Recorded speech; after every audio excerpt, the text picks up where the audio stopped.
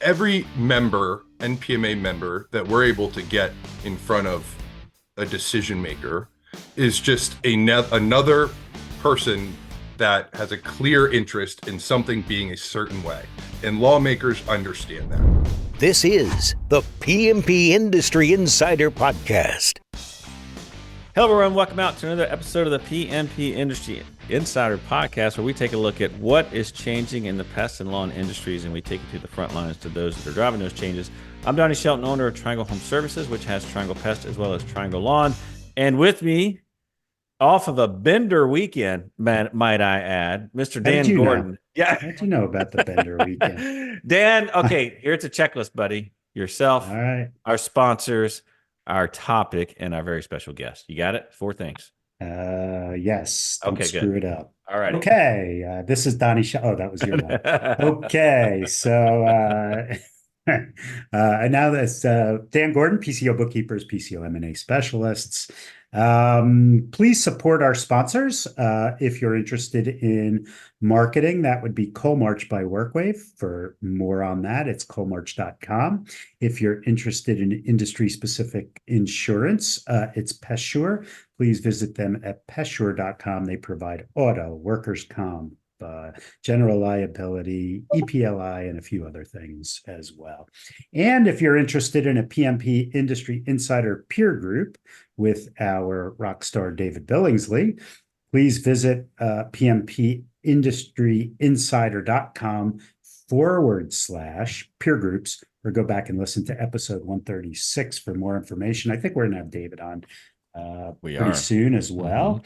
And I think I've gotten through all of the admin. Today, we're going to be talking about protecting the future of pest management. And our very special guest is from NPMA. It's JD Darr, and he's the director of Legislative and Regulatory Affairs at NPMA, where he oversees all federal, state, local advocacy for the organization.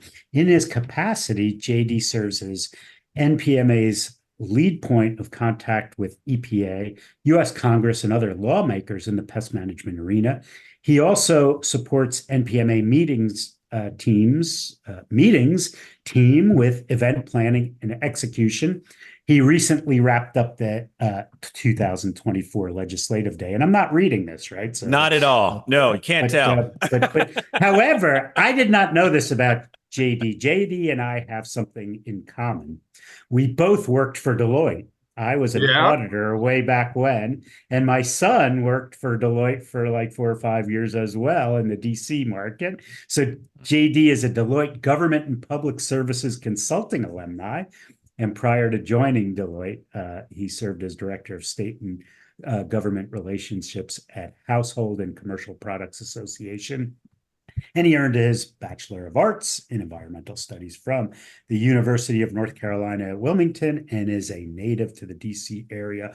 Welcome, JD. I hope that off the cuff totally was, off. Yes, not read at all. Like, yeah. No, thank you guys for having me. And believe it or not, that's actually my truncated bio. Well, JD, it's great to have you on board. And there's actually 2 things I want to talk about before we get into this. First thing is, I didn't realize you went to UNCW. Glad that you came to our wonderful state. Hope you enjoyed your time down at the beach. I think that's a beautiful university down there. But anyway, so I didn't realize you went to UNCW. Second thing is, and this is for our listeners, I don't want to be careful not to jinx this, but I had an experience that happened last week, actually, that's going to speak to the importance about what we're getting ready to talk about. And that is, years ago, if you can believe this, I don't know how I convinced people in the great state of North Carolina to make me in charge of anything. But at one point, I was president of the North Carolina Pest Management Association. By the way, people ask for my autograph all the time when I tell them that. No, they don't do that. But when I was, there was this nasty little bill going through called a service tax for our state. And it went through, and I will tell you, we were up in arms with it. We had help from National for this service tax, and we went to bat over it. We asked our members to go out and reach out to their constituents, and we ended up getting a carve out for the pest control industry. So now in North Carolina, most services are taxed. They have sales tax, but the pest control industry does not. So my point is that, when a lot of times when we think about our businesses, and I'm speaking specifically to our listeners now, it's like, that's great. That's great and everyone assumes that everyone else is going to do something, which means no one does anything. But that just goes to show how important it is that you remain like, what is it? A high tide rises all boats, or whatever that saying is. And I know I messed it up, but point is that this stuff that we're getting ready to talk about is actually important. And we absolutely should be concerned about our industry, because the fact is that had that went through, it would have been a ton more reporting. I don't know that we're going to be out of it forever. I'm certainly not doing a victory lap, but we're out for now. And so anyway, with that, JD, welcome on. Let's talk. Let's get into this. Let's start talking about it. Sorry, yeah. All right. So let's start talking about Legislative Day first. So first of all, this is kind of the big conference that NPMA puts on. It sounds like you're kind of running point on that. Talk to us a little bit about the conference itself, kind of what the point of the conference is, how it went down, and then kind of some things that you guys are looking to focus on the Hill now. Yeah. So NPMA, we've been hosting Legislative Day for decades now. And we've created the event to just, create a process or an opportunity for our members to really dig in and get involved. I think you heard Andrew Bray mention something like this on a previous episode of the podcast. I'll say the same, but I'm a DC based lobbyist. I'm actually native to the DC area. I think I'm good at my job, but at the end of the day, decision makers kind of get tired of hearing from me. I'm running around town all day. I'm a paid lobbyist, and so I don't have as authentic of a perspective or input on issues that matter to pest control professionals, or at least not as authentic of an input as a traditional PMP would. So NPMA created Legislative Day so we can actually get our members up to Capitol Hill to talk to lawmakers and explain more authentically the challenges they are facing in their respective states and the industry as a whole. And as I mentioned, Legislative Day provides an awesome opportunity to do so. This year's event was I believe, a huge success. It's hard to say that. I obviously have a biased opinion, so I'll try to produce some numbers to actually back that up. I was there and it was outstanding. So we had not because I was there, but because yeah. Thank you for coming. We had about 399 other people come. I think we're at around 400 attendees total, and about 200 of those attendees participated in our appointments on Capitol Hill, and that's about a 20% increase in participation rates from last year. So really excited to see that jump. Something else, I noticed is we had a lot of newcomers, new faces, and every year I really do enjoy getting to spend time with our members that I see pretty frequently. I love the opportunity to get together in DC, and I love our frequent members, but in this case, I'm actually more excited to see the newcomers, people that are showing their interest in public policy, demonstrating that they understand how the decisions made in DC can impact what they're doing back at home. So seeing those increased participation numbers, and also seeing a very packed first timers session, which is where we get all of our newcomers in one room to talk about the event. Seeing increase in those numbers was really exciting, and I think is a huge success for NPMA's public policy department. So I have a quick question, and it's kind of about attendance, and I'm really interested to hear what you have to say about this. One of the biggest critiques I hear about going to Legislative Day, when I talk to people, going, is, well, it doesn't really matter. Like, kind of what you just said, like, hearing from someone in industry is way more valuable than hearing from a lobbyist. But, they're like, well, we meet with an aide. We don't actually meet with the senator or the representative or whoever it is that we're trying to meet with. Can you explain, like, why that's still important? And does that information actually make it back to that person? Like, can you just walk through that a little bit? Yep. I think, first and foremost, and perhaps a little disappointing to listeners, but public policy is a huge numbers game. And every NPMA member that we're able to get in front of a decision maker is just another person that has a clear interest in something being a certain way. And lawmakers understand that, and they need that. And they need to know that there are X amount of pest management professionals in their district, and their decision to support or oppose or somehow otherwise act on legislation will impact those constituents who are pest control professionals, pest management professionals. So although it may seem like, oh, it's just me, I'm gonna go in there and have one conversation that doesn't matter all that much. That's totally wrong. Every bit counts, every conversation counts. And then to the I guess point that you're going in to meet with perhaps a more junior staffer, someone in the early 20s usually. Those are perhaps some of the most powerful 22-year-olds you will ever interact. This is so true. Yeah. Oh my gosh, yes.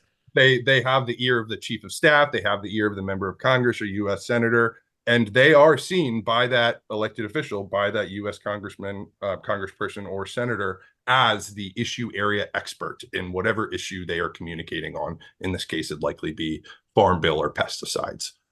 So do not be discouraged if you walk into a meeting at a future legislative day and are greeted by what looks like to be a recent college grad, because that has a lot of influence and should be treated with a lot of respect. Yeah, no, I break that point, because it is, that's the big critique I get, is that, folks, they see that and they think, oh, this is not going to go anywhere, which is why I want to talk about it right up front, because it actually does. And you are correct. It is.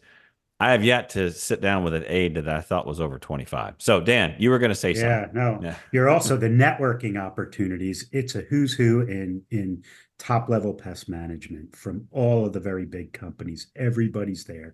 Everybody's willing to talk to you. They're willing to talk to you about legislative issues. They're willing to talk to you about your business, about their business. And I just think, I've been going for 15 years or more.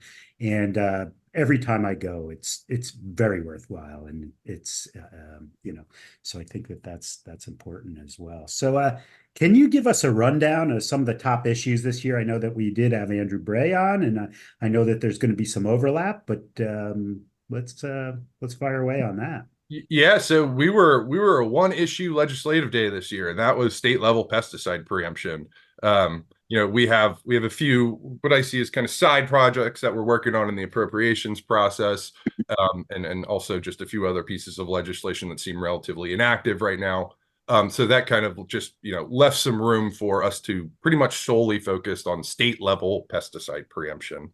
And what is state level pesticide preemption? So right now, in about 45 states, your state lead agency, typically your state Department of Ag, but there are a few other instances such as the New York Department of Environmental Conservation, and I believe there's the Arkansas Plant Board too. But for our purposes, it's usually the state's Department of Agriculture. So typically in those 45 states, your state lead agency, State Department of Ag, co-regulates pesticides with the US EPA. And localities do not really have a role in that process. And that system is a system that works for pest management professionals. We don't always get our way, but we feel that experts that are removed from politics at the state lead agency and also their counterparts at EPA are qualified to make decisions about pesticides. And also they've established processes where all stakeholders, including industry, can provide our feedback, input, and work with those government entities on crafting a regulation that achieves both the government entity's mission and also reduces unnecessary burden on structural pest management professionals. Now, in about 5 states, localities can go beyond what EPA's done. They can go beyond what states have done and craft their own regulations surrounding the sale, use, and distribution of pesticides. That's a problem for us for a number of reasons. One of which is that expertise that I mentioned that exists at EPA and state lead agencies, it just doesn't exist at the local level. And you can point to a number of reasons as to why that is the case. I'll call out one, which is just that localities do not have the budgets that state lead agencies and EPA have. So they cannot afford to bring on the toxicologists, the entomologists, the water quality experts, the soil scientists, all these, typically advanced degree PhD professionals that really, really know what they're talking about. And also these localities do not have the funds to conduct proper enforcement with. Enforcement is a task that is managed by the state lead agency, typically in conjunction with EPA. And if localities were able to craft their own framework about the safe and effective use of pesticides, they would not be able to properly enforce whatever restrictions they created using that same process. So that's kind of, the reason why the decision-making piece is flawed. And then when you actually break it down to how it impacts PMPs in their day-to-day operations, I'll use Maryland as an example. So Maryland does not have pesticide preemption. So localities can create their own restrictions on pesticides. So let's say I'm a technician who operates in Maryland. I may service 10 different accounts in 10 different counties in one day. Now, imagine the burden that is placed on a technician who has to operate under 10 different sets of local laws just in one day's worth of operations. It's incredibly challenging, not to mention there's just a lot of regulatory uncertainty that exists with those local ordinances. Let's say we're going from County A to County C. County A allows neonicotinoid pesticides. County C allows neonicotinoid pesticides, but County B does not. When I drive through County B from County A to C, am I allowed to even keep neonicotinoid pesticides? I was just going to ask that question. Yeah, right. There's just, okay. and that's a theme at the local level. We see this happen very frequently when these localities do create these restrictions. There's just a lot of ambiguity or I guess lack of regulatory certainty surrounding what is and what is not allowed. So that's pesticide preemption. That was our key issue during legislative day. We are fortunate enough to have Chairman G.T. Thompson, who is the chair of the House Ag Committee, join us at our event in DC. He discussed Farm Bill process, timing. He briefly mentioned state level pesticide preemption too. We know he is very aware of it and is working on putting together his Farm Bill, which we hope will include a provision that codifies state oversight of pesticides at the state level. So it was really good for our members to hear from, a key player in this process at NPMA's Legislative Day. So I have a question on, so preemption doesn't work for a number of reasons. And one of them that you just mentioned, you're driving a truck from city to city, county to county. If you had a store and you were in a county and there was preemption in some other facet of government, okay, so you have to abide by the laws of the store that you're in, right? But because we're moving all day long, this makes it unworkable. What about the Home Depots, the Lowe's, all of those folks? What, or if I'm in Montgomery County in a Home Depot, is that different than a Home Depot in one of the counties that isn't as stringent in their regs? Right. So yes, and I think what's tricky about here is about a lack of preemption is so the rollback of preemption or states that operate without preemption. We've clearly identified that is a problem for pest management professionals. I guess what's kind of hidden or just like a subtle nexus is that it's also problematic for retailers, such as a big box retailer such as Home Depot, which has operations all across the country, let alone that state. So, right. They have to really figure out how to navigate those that patchwork of local laws as they provide guidance to their store managers about what products can and cannot be sold and how they should just go about business in general. So I think that's a great point. A lack of pesticide preemption not only impacts pest management professionals, but it also impacts a number of other industries, such as big box retailers. You can make a case that it would impact restaurants too, and really all of the types of accounts that pest management professionals service. So, I mean, at the end of the day, it sounds like, the reality is that and I'm just going to translate this a little bit, is that there's a lot more emotional decisions made at the municipal level and way more logical decisions made at a state level based specifically on structure, right? I mean, and resources, not necessarily. I mean, the reality of it is that some of these municipalities, obviously kind of getting back to, let's even take the Maryland example, where there are decisions made, they're not well researched, they're not well understood, they're made on emotion, and then it's almost like everyone else has to deal with the fallout of what that really means. And then you said one thing that I had a real quick question about, which was the whole enforcement side of things. And so, the reality is that most municipalities, and I say most, this is probably generic. I have zero data to back this up, but I can just my own experience. Most of them run budgets and they're completely pegged out. They're trying to, you got police, you've got first responders. Like, who's going to go out and run inspections on trucks? And so then it becomes like, well, why is it, what's even the point here, other than just catching someone and then going after them with some sort of fine or whatever. I guess my question then is so the argument here is well researched decisions made where they're most logically makes the most sense. And then the other argument is burden. Is there any other argument from that? I mean, as far as preemption and why? I mean, by the way, I am not a fan of preemption. I mean, I want it to be, there's no way that I would ever agree to or think that it's a good idea that municipalities should be setting that for the very reasons that you just described, which is they don't have enough information. And while they may have slivers of information, then emotional decisions are made based on that. So bringing but it the one back, thing that you said, Donnie, which is you're assuming that at the local level they don't have information and it's based on emotion. At the state level and the federal level, it's based on emotion. But the reality of it is I mean, they have more money, right? Yeah, I mean, yeah, exactly. That's exactly right. I mean, there's no doubt. I mean, hell, even in the federal part, there'll be slivers of information. It's like, oh my gosh, hang on. But I mean, so if there's no way of doing that, like, I guess my question then is there's arguments of enforcement. There's arguments of not having the resources to make it. What are the other arguments around preemption that really? Because if I go in and go talk to a senator, I go to talk to someone that's running a representative, whatever, I want to be able to discuss that in a logical way. Are there other issues that should be brought out or talked about if someone decides to go call a representative about it?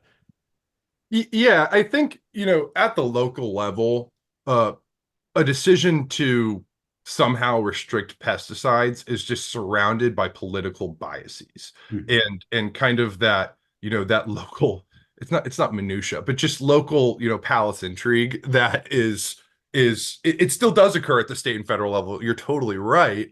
However, when it occurs at the local level, it's not being backed by, experts in the field. It's not being backed by experts or teams of entomologists, like I mentioned before. And when we see decisions surrounding pesticides occur at the state and federal level, there definitely still is that, just gossip, palace intrigue that I mentioned before, but it's to a lesser degree. And also, we just know that bureaucrats who are more removed from politics and tend to stay and put through administration changes, they're just more likely to make decisions that are rooted in the science, rooted in the facts, and they're paying less attention to external influences that should not creep into what is, generally speaking, a science heavy process, and that process being the registration review process where EPA or state lead agencies choose to restrict or not restrict pesticides. So you talked about the farm bill.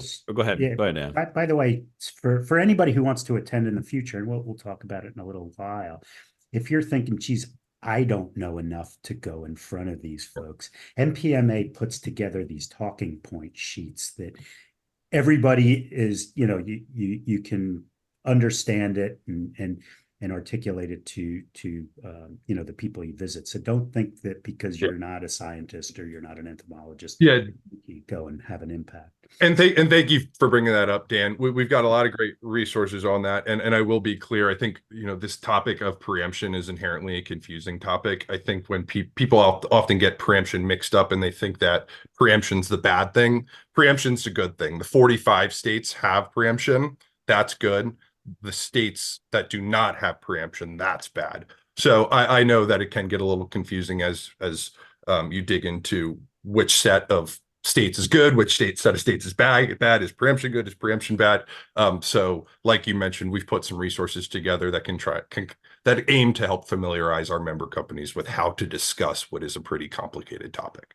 So let's talk about that. You talked about the Farm Bill, and I believe we talked about this in our last podcast as well, which is we're hoping that this preemption idea gets into the Farm Bill and that it passes. What are your, first of all, is that true? And then second of all, what is your Is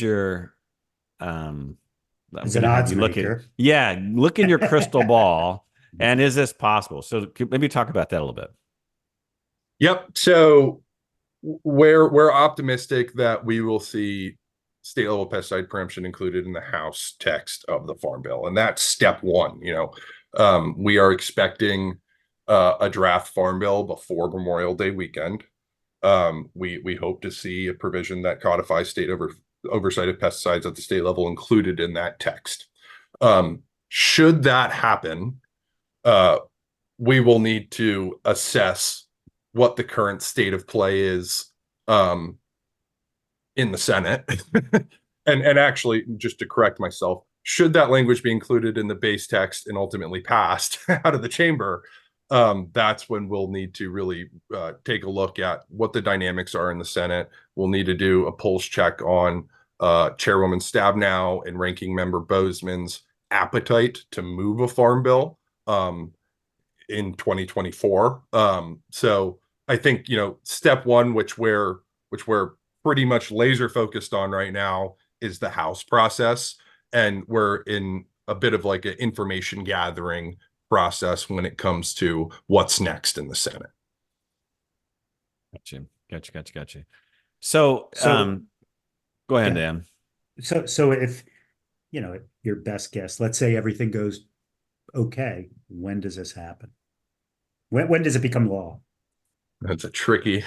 Did you ask Andrew Bray that question? I want to know. Hang on. When does anything get through? Like, does anything get done? I don't know. I think it just all depends on, understandably, higher priority legislative tasks and actions that are moving through Congress right now. I personally think the Farm Bill is an incredibly important piece of legislation. Others, how big are we compared to other industries and other interest groups? Correct. Within the Farm Bill, I would argue that we are a small but important sliver of the Farm Bill. And then when you look at other competing congressional priorities, yes, I might say as a member of the general pest management community that the Farm Bill should be priority number one. But there are a lot of competing mindsets out there about what other bills should take priority over the Farm Bill. So I think it will all shake out or come down to what the speaker would like to do, ultimately what the majority leader would like to do, and we'll try our best to bob and weave as we learn about new congressional priorities over the next few months. I think that the passage of a farm bill very well could happen in 2024, but there's also, a possibility that it is ultimately kicked to 2025. That was going to be my question: is it going to happen before the election? And I'd like it to. Let's say that. Okay. All right. So let's switch gears here. So so wait, before you do that. So what is the, obviously, you get tree huggers on the left and you got other, what are the positions that, that can railroad this thing, that could put it out? Yeah. So the opposition towards state level pesticide preemption typically argues that allowing localities to regulate pesticides would expedite much needed and these are their words, decisions on pesticide usage. In other words, localities could work faster than state lead agencies in the US EPA. What's a little funny about that is when you look at what is ultimately slowing down EPA, it tends to be interference from those same people opposing state level pesticide preemption, whether that's through litigation, typically through litigation. I think, instances of the environmental NGO community or the opposition interfering with EPA's day-to-day operations are ultimately resulting in that delay they are seeing. So that's kind of what the opposition's saying. Also, when you're going up against groups that call themselves, Beyond Pesticides or just other environmental NGOs, their sole mission is to just cancel all pesticide uses, cancel all pesticide registrations, and by allowing localities to regulate or restrict pesticide usage, you are changing a system where 50 states and one federal entity can regulate pesticides. So that's 51 vehicles. You're changing 51 vehicles to thousands, if not tens of thousands of vehicles to further restrict pesticide usage. So for them, it's a great, for our adversaries, it's a great tool to quickly and effectively ban pesticide usage. Okay. Let's move on from preemption. Tell me what else is going on. Yeah. So no, I'm glad we're moving on to this because, preemption is everything I focused on in the federal legislative space, but I also manage our federal regulatory portfolio, and the equivalent to preemption in the regulatory space is actually EPA's rodenticides registration review. So back in November of 2022, EPA released their proposed interim decisions on 11 rodenticides, all of which are pretty much used in our space. And EPA proposed a number of mitigations or restrictions, probably the most significant of which was the proposal to classify all of those 11 rodenticides as restricted use pesticides. So within our space, a federal RUP classification has varying degrees of impacts on operators depending on which state they're operating in. In some states, where a certified applicator will be able to supervise a technician remotely, those operators will see very little change. However, states that require on-site supervision to apply a restricted use pesticide, we just don't have the number of certified applicators or that top tier certification to meet that need. And in other words, there will be instances where consumers will lose access to rodent control because pest management industry won't be able to meet the new demand. And then in addition to that, there's this added problem where, let's say the RUP is finalized and we have to suffer through everything that I just mentioned. Companies will actually struggle to get new techs certified because as it currently stands, state lead agencies are already having delays in that certification process, in those testing systems. So if you double, triple, quadruple, whatever the amount is, the amount of technicians seeking that certification, state lead agencies are already currently set up to not be able to meet that demand. And we're not hearing of any changes to change that. So what will ultimately happen is state lead agencies won't be able to accommodate this increased need for testing either. So where does that leave us? This is obviously very burdensome to our industry. So we're working with EPA on trying to identify a way that EPA can achieve their mission while reducing the burden on structural pest management professionals. And without getting too much into specifics, our request to the agency has been they need to, if they are going to restrict rodenticides, they need to do so in a way that allows all professionals, regardless of their level of certification, to continue to be able to use rodenticides, which would be a untraditional RUP classification model. Freely admitting that was way in the weeds, and much of that may have gone in one ear out of the other. But happy to answer any questions. Or is there anything there that I could be a little bit clearer on? Well, the only question I have is, if you make it restricted use, that almost seems like an opportunity as well, right? Because now, consumers, instead of you competing with, stuff that people are getting over the counter, now it's like they have to go to industry. And I'm asking like the argument. I'm not making either one, but it seems like, we had something similar happen with an insecticide here in North Carolina, and I think it happened probably across the country, where there's certain ant products, right? One of them was being like Top Choice. I don't know if you remember that product or not, but it became a restricted use pesticide. And so my question is like, okay, let's just go down the road that it becomes restricted use.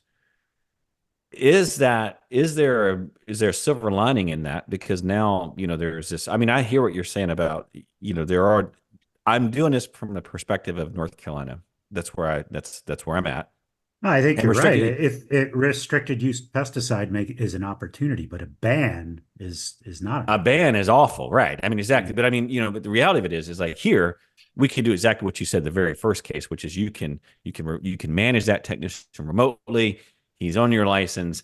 You train him. Everything's signed off, and you're done, right? There's no like special like, oh my gosh, we got to go through and do this special testing. I got to get recertified or whatever. So it's kind of easy. So it's probably easier for me to say that. But is there an argument that, well, fine, just let it be? Or is it like, no, if we do this, then eventually it's going to be off the table? That's kind of the next step. So, and that question is a question that we've brought to our public policy committee at NPMA, because, we have heard that perspective where people kind of challenged whether, an RUP proposal was actually a bad thing for industry. Some people thought, this could be good. When we polled our broader membership, the majority of them are anti-RUP classification. And I think there are just a few pieces of an RUP classification that I failed to mention earlier, which would be burdensome regardless of your type of direct supervision. One of which is the record keeping requirements associated with an RUP classification. Then you also have storage requirements. And my understanding is those storage requirements actually become very costly as you move. If the EPA were to move rodenticide to an RUP classification, there would be a need for fireproof storage boxes that are kept separate from the rest of your GUPs. It could be very costly for pest management professionals in some states to make those needed adjustments. So to answer your question, that is a conversation we had within NPMA, and we are aware of, and we understand that there may be some disagreement within industry, but the overwhelming majority of NPMA members are opposed to an argument. Interesting. Gotcha. Okay, so we're getting close on time here, but is there other events other than Legislative Day? What other things can listeners be doing to try to protect the industry? I mean, obviously, we've been talking about preemption. We got a little bit in rodenticides. We spent a lot of time on preemption. But so what other things can someone do if they're like, hey, look, I may not be able to make it to Legislative Day, but I want to do things or I want to help out. What can they do as an individual owner or manager to help protect the industry? Yep, absolutely. So I think that one of the most accessible and easy ways to get involved is to participate in NPMA's and your state association's voter voice campaigns. So a voter voice campaign is a grassroots campaign that is pretty much all electronic, and some combination of NPMA and a state association will send an alert out to their membership requesting that state association member reach out to an elected official with prepared talking points or prepared letters to try to make change. And it's a really simple process. Usually it just includes filling out a few fields with your name, email, and then clicking send. And it seems, relatively low impact, but I mentioned before, much of public policy is a numbers game. Every letter counts. Right. So please, if your state association leaders reach out to you and ask you to participate in a voter voice campaign, just do it. It's easy. That's excellent advice. And then, I think another thing, it really does, a lot of it comes down to state association involvement in addition to NPMA involvement. We love it when you guys come to our events, but make sure you're active in your state association too. Donnie, I think you can speak to this from experience, but get to know your state association president, get to know your state Association SPAR, which is their state policy affairs representative. So that's typically your public policy designated person that interacts with NPMA and also lobbies the legislature on the state association's behalf. So get to know those people. And then also, reach out to me, reach out to my team. If you have any questions, we're here to provide you answers. If we don't have the answer, we have the networks to track down an answer for you. Particularly states that have the joint state agreement with NPMA. We are at your disposal. We can be any support mechanism you need us to be, really, in terms of the public policy arena. So make sure you're following along with NPMA public policy initiatives and also state association public policy initiatives as well. But also, I think for people who are, hearing about this for the first time or have thought about going, it's actually a family affair. You go there, you bring your kids, the kids go and they take all kinds of, it really is, Donnie, it's terrific. No, I'm really laughing because there's a famous story in the Shelton household about when I brought everyone up, and it's a DC story. I'm not going to share it on this podcast, but if you see me in person, it has to do with inside the city, and we will leave it at that. So anything else to add? But the fact of the matter is, your kids don't know a lot about the government process. Yes. Come and learn, and I think it's important. And by the way, that statement is, look, the association, National does a fantastic job. They do a great program if you want to bring your family. It was more about like out seeing the natives. That's the story. But my kids had a great time when I brought them up. That was years ago. But there's absolutely, like, if you get us all together and you say, remember that time we were in DC? Anyway, it's a really funny story. So anything to add before we finish out here, Dan? I think that's it. I think that this was terrific, and want to thank you so much for coming. And let's do it again before Legislative Day next year, so that we can, get a preview. Yeah, let's do it. Sounds like a plan. I would love to do that. And for our listeners, and by the way, I'm saying this just as much for me as I am anyone else. I really like JD's comment there at the end about getting involved at the state association. One of my favorite things to say sometimes when I talk about elected officials and what's happening in government is like, can we not produce something better than what we got? But then I don't do anything. So the reality of it is that, the fact that's why we are where we are. That's exactly right. So if we don't do it, then that's just what you got left over. And so it is very important, while this may not produce tangible revenue or profit immediately, it absolutely is important because those decisions that get made, they have a massive impact later on.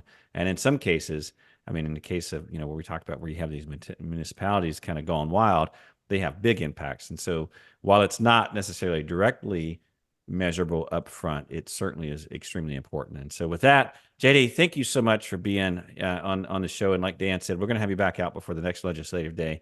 Love to hear all the topics, and that way we can all go prepared and ready to go. And with that, we're signing off. Remember, any and all resources and topics that we talked about today are going to be available on the podcast website, pmpindustryinsider.com.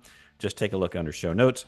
We always appreciate the good positive reviews that we get. And of course, any complaints, concerns, or just general complaining, we ask that you pass that on to Dan. And with that, we'll see you next time. Take care. Bye-bye now. See ya.